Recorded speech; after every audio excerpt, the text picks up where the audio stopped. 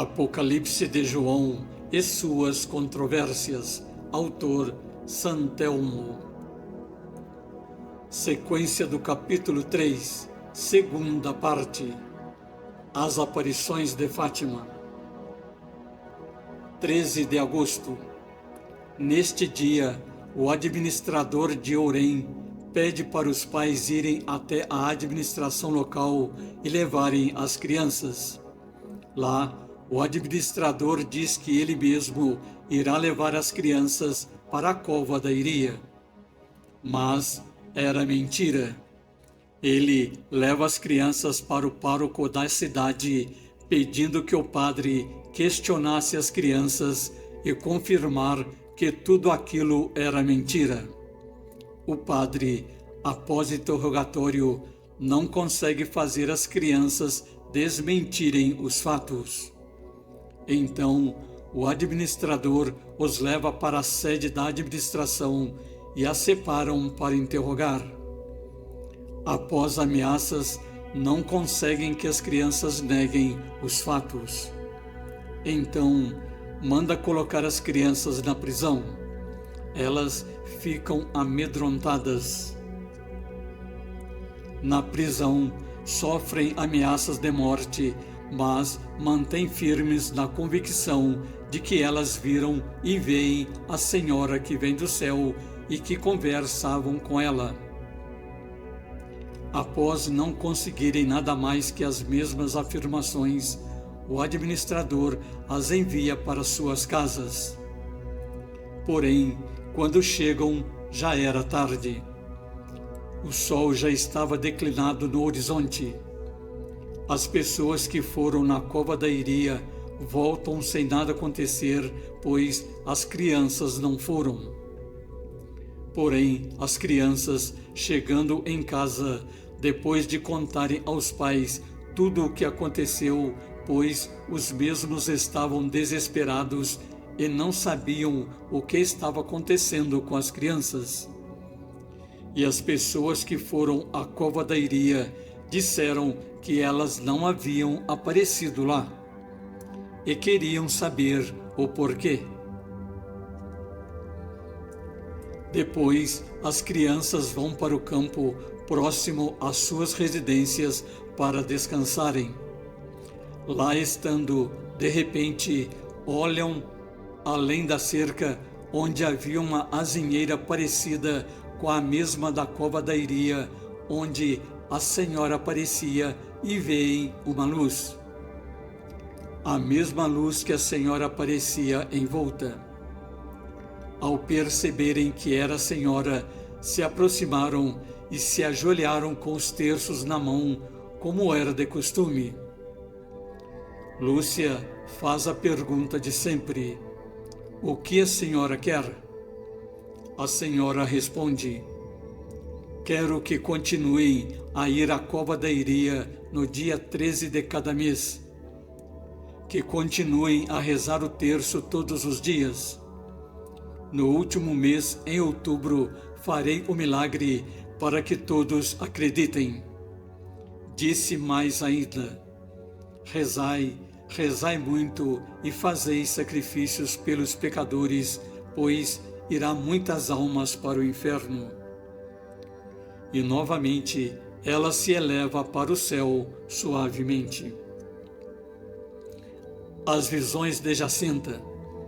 Neste mesmo mês de agosto, Jacinta tem visões e comenta com Lúcia: não vês tantas estradas, tantos caminhos e campos cheios de gente a chorar pela fome e sem nada para comer? E o Santo Padre numa igreja diante do Imaculado Coração de Maria a rezar? E tanta gente a rezar com ele? Não sei como foi. Eu vi o Santo Padre numa casa muito grande de joelhos, diante de uma mesa, com as mãos na cabeça a chorar. Fora da casa havia muita gente. Uns atiravam-lhe pedras, outros rogavam-lhes pragas e muitos diziam palavras feias. Coitadinho do Santo Padre, Pedi muito por ele. Fotos: rua com pessoas mortas, Papa em reflexão, chorando, prisioneiros em campo de concentração. Na grande guerra que há de vir, há de morrer muita gente e vai quase todas para o inferno, onde serão arrasadas muitas casas e mortos muitos padres. Eu irei para o céu e tu, quando vires de noite essa luz que a Senhora disse que virás antes, foge para lá também. Fotos: soldado lançando bomba, casas destruídas, soldado atirando, edifícios destruídos. 13 de setembro. Neste dia, a conversa não foi muito longa. A Senhora continua a dizer que é para rezar o terço todos os dias para que a guerra termine, para continuar os sacrifícios que elas estavam fazendo. Elas colocaram uma fita ao redor da cintura que representava os sacrifícios que estavam fazendo. Mas a Senhora diz que durante a noite elas deveriam retirar a fita para dormir e que o sacrifício era válido. Lúcia quer fazer pedidos pelas pessoas que sofrem e lhe pedem as bênçãos e graças da Senhora. A Senhora retorna aos céus, como sempre. 13 de outubro, o dia esperado por todos, o milagre do sol. Na noite precedente ao dia 13 de outubro, começa uma leve chuva que vai durar a noite toda até a aparição da Senhora. A chuva atinge toda a redondeza da Cova da Iria, inclusive os caminhos onde se chegaria ao local. O povo, para irem à Cova da Iria, vão sofrer atravessando lamaçais, o caminho com lama, o mato todo molhado e todos, mesmo com os guarda-chuvas e capotes para se protegerem, chegam à Cova da Iria molhados, com os pés encharcados e sujos pela lama. O local apresentava-se muito úmido, com poças de água e lama. A multidão é tão grande que estima-se que havia no local mais ou menos umas 70.000 pessoas vindas de todos os lugares, inclusive até fora de Portugal. Haviam os crentes, os sofredores, os doentes, os que queriam saber se realmente a Senhora do Céu aparecia ou não, e os descrentes que queriam aproveitar a ocasião para desmentirem as crianças, difamarem a igreja e provarem a todos que Deus e o céu não existia. Fotos: multidão na Cova da Iria, multidão com guarda-chuvas. A chuva continuava. No horário previsto, Lúcia pede que se fechem os guarda-chuvas. Todos fecham seus guarda-chuvas e a chuva fina ainda continua. Mas o povo começa a reclamar que estava passando do horário previsto. Outros diziam que ela não viria. E começa a haver muitos sussurros e reclamações. De repente, Lúcia diz a Jacinta e Francisco: ajoelhem-se. Ela está chegando. Já ouvi o trovão e o raio. E eles se ajoelham, e muitos também, mesmo com o chão molhado. As pessoas mais próximas observam que os rostos das crianças tornaram-se mais corados, belos e transparentes. Lúcia pergunta à Senhora: o que a Senhora quer?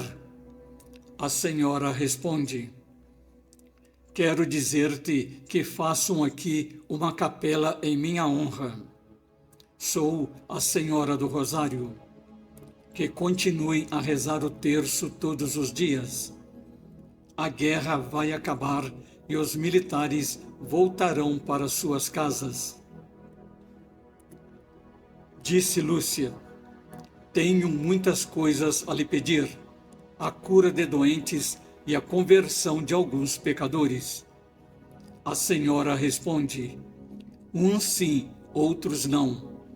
É preciso que peçam perdão pelos seus pecados.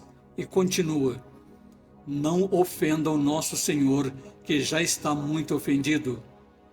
Depois abriu as mãos e apontou para o céu.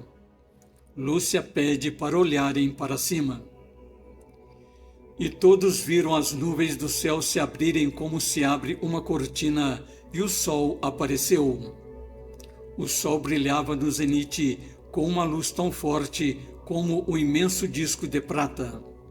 Brilhavam com uma intensidade tão forte, mas todos olhavam para ele.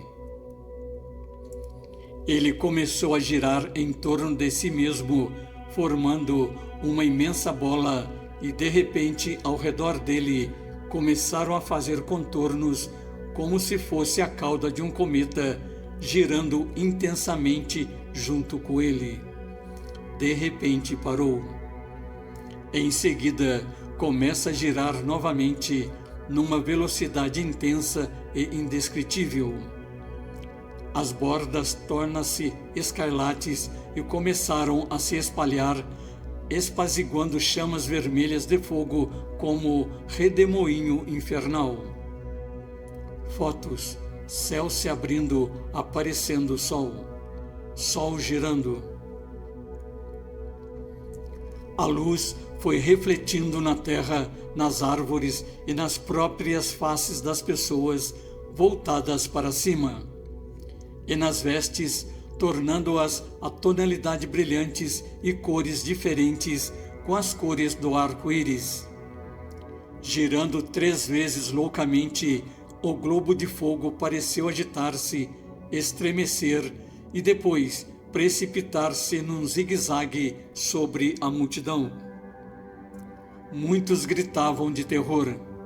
Outros, seus lábios ficaram mudos. Uns se ajoelhavam, outros corriam. Outros ficavam pasmados e inertes e pensavam que era o fim do mundo. Segundo os relatos, esse acontecimento durou mais ou menos uns 10 minutos. Fotos: sol brilhando, multidão assustada. Logo após esse tempo, da mesma forma que veio em zigue-zague, vai se elevando para cima até chegar ao seu estado normal, fixo e brilhante no firmamento azul e limpo, sem nuvens e sem chuva.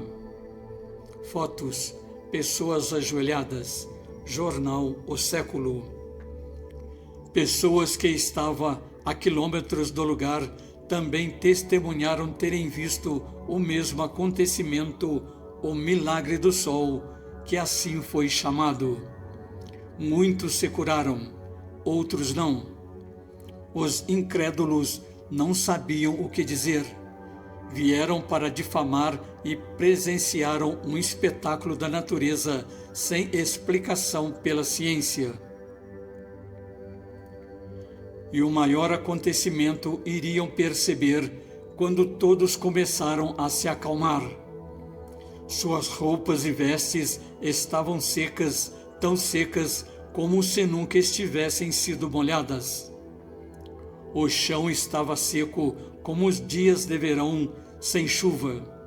As poças de água desapareceram.